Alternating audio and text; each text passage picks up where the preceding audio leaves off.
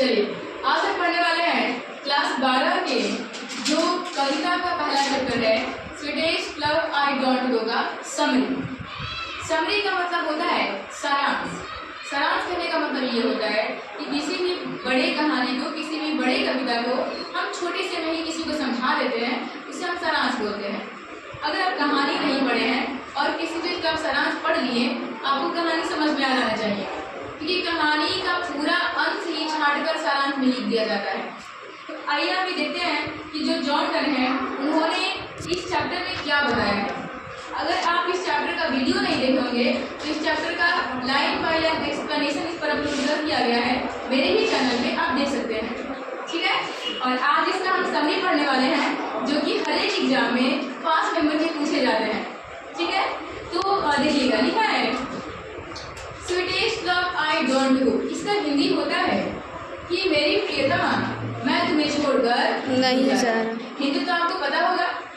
इसके बाद देखिए, जब किसी भी चीज़ का, किसी भी स्टोरी का, पोएम का जब समरी स्टार्ट करते हैं तो शुरू में हम पहले लिखते हैं, अगर स्टोरी होगा तो लिखेंगे दिस स्टोरी या द स्टोरी, अगर कविता होगा तो लिखेंगे द पोएम या दिस पोएम, ठीक है। और इसके बाद लिखेंगे वो किसके द्वारा लिखा गया है। सबसे समरी का शुरुआत लाइन वही होता है। तो हमने पहले लिखा कि the poem sweetest love I don't know has been written in 1611 by John Donne. इतना का समझिए, इतना हमने लिखा है कि the sweetest love I don't know, यानी कि मेरी प्रियतमा मैं तुम्हें छोड़कर नहीं जा रहा हूँ। ये कविता 1611 ईस्वी में जॉन डन के द्वारा लिखा गया है। आपसे पूछेगा किसके लिए ये कविता लिखा गया है, यहाँ लिखा है फॉर हिज वाइफ, यानी कि ये कविता जॉन डन ने अपनी पत्नी के लिए लिखा है। तो पहले लाइन का हिंदी एक्सप्लेनेशन होगा कि Swedish love I don't no 1611 ईस्वी में जॉन डन के द्वारा अपनी पत्नी के लिए लिखा गया एक कविता है। इतने आपको समझ में। नेक्स्ट देखते हैं, नेक्स्ट लिखा हुआ है he was a metaphysical poet. अब जॉन डन के बारे में एक लाइन लिखा हुआ है कि वो एक आध्यात्मिक कवि थे, ठीक है। उन्होंने आध्यात्म की पढ़ाई की थी। आगे लिखा है this song is about destiny. ये जो डेस्टिनी लिखा हुआ है और यहाँ पे जो फेट लिखा हुआ है, इसका मतलब होता है भाग्य या किस्मत। तो लिखा है कि this song is about destiny and fate. ये जो कविता है, ये जो गीत है, ये भाग्य और किस्मत पर आधारित है, ठीक है। कवि ने बताया है कि कभी न कभी तो हमें मरना ही है, इसलिए अपने भाग्य और किस्मत को एक बार आजमा लेने दो, इसलिए लिखा गया है। ये जो कविता है वो भाग्य और किस्मत पर आधारित है। The poet described the feeling of a lover to his beloved.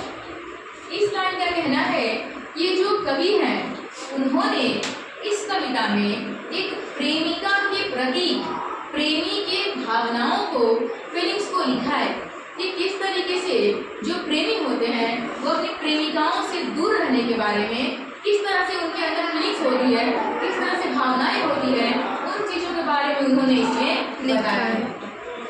उन्होंने प्रेमिका के प्रति प्रेमी के भावनाओं को इसमें लिखा है। He says it is impossible। उन्होंने कहा है या वो कहते हैं कि ये असंभव है, ये नामुमकिन है क्या, for him to survive without her company। उन्होंने अपनी प्रेमिका या अपनी पत्नी एलिनोर के लिए कहा है कि उनको अपनी पत्नी के बिना, अपनी प्रेमिका के बिना जीना काफी असंभव है। वो उनके बिना नहीं जी सकते हैं, वो उनकी कंपनी के बिना अलग नहीं रह सकते। इतना आपको क्लियर है।